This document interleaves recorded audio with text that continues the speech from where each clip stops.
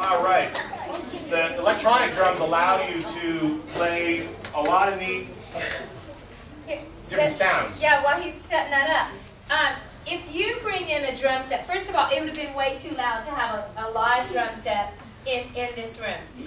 And when you bring in a drum set, they're big, they're heavy, they're bulky. It takes a lot of time to set them up. But the cool thing, and we're a school of technology, the cool thing about technology is now they have these electronic drums. You can control the volume, which is good in some settings, like this one where you don't want to be so loud. And you have all these different sounds that you can play. Even music that you can put on to play along with you. Yep, and so here we have Latin percussion sound effects. You have little cowbells, timbales.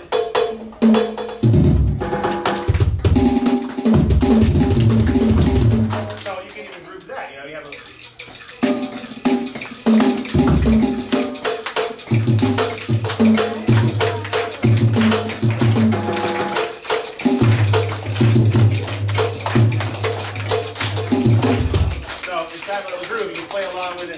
background little pattern going. So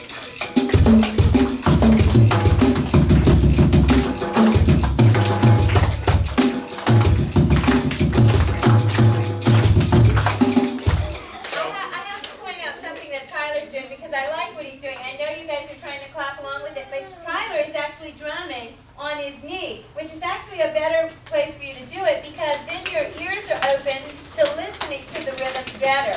Okay? All right. Instruments off. Instruments off. You know, I mean, this thing, what's neat about electronic is you can do all kinds of neat sound effects and neat stuff, so I'm not going to go into all that, but you can make, you know, fun, like here, another one real fast.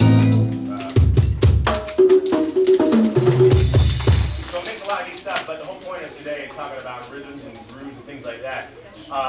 We play... real quick ones, funky 126, sorry. I'll do one more little groove pattern here for you. Make sure I'm on the right drum set. There we go. This is a little bit more of a funky kind of groove, so.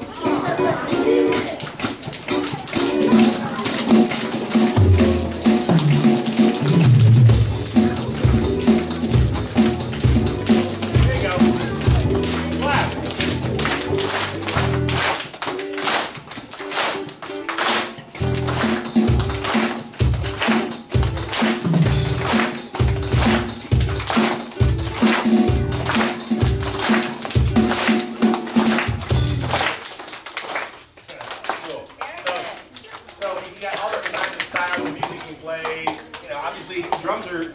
Everywhere you hear drums. So whether it's soft music, jazz music, or rock and roll music, country music, all kinds of music have some kind of drums involved in it. So, and all of that involves somebody keeping rhythm because without the drums, the rest of the band the rest of the musicians in the band, if you're playing, have nowhere to keep time.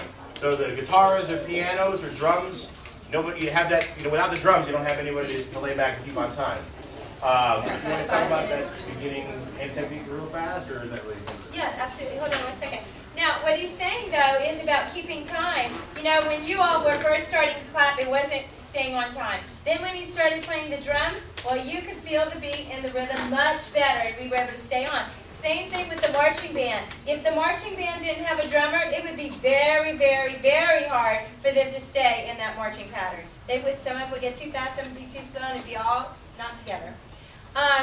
If you are a new drummer and you are just coming in for your very first lesson, what's going to happen? The most important thing is obviously hand technique. I spent a year taking lessons without even touching a drum set. I spent all of the time building hand technique, holding the drumsticks properly and playing on a drum pad, really making sure I had a foundation because everyone can sit down and play drums and beat on them, but building the foundation first. Understanding the fundamentals, understanding reading music, and playing, the basic, there's rudiments and things of that nature, which we won't go into, but understanding simple stuff. Just doing different paradiddles and patterns and things, building that hand technique so that you can, once you sit on the drum set, you can apply it all to the kit and be that much better of a drummer. And one most important thing I want to tell you, if you ever get on a drum set, or if I hit that snare drum really loud, it's going to hurt your ears. So. Ear protection, a little rubber ear protection, they make them just for drummers, so if you ever decide to be a drummer, save your ears because mine are already kind of gone, so I learned the hard way. That's a good message. And also, he said when you first first start, when you first come in, you actually aren't playing on a drum, you're playing on a drum pad. Because everything takes practice, right? And the more you practice, the better you get.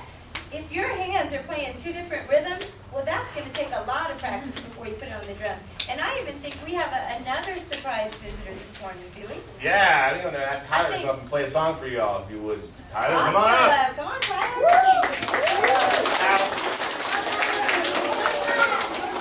Tyler took it upon himself to sit and learn drums. I have not sat with him and taught him hand technique yet, because I think he's just about the age to start. 7, 8 years old is a great time to start learning and really focusing on building that hand technique. So Tyler's done all this on his own. I haven't done anything here. He's taking it upon himself just to rock and roll.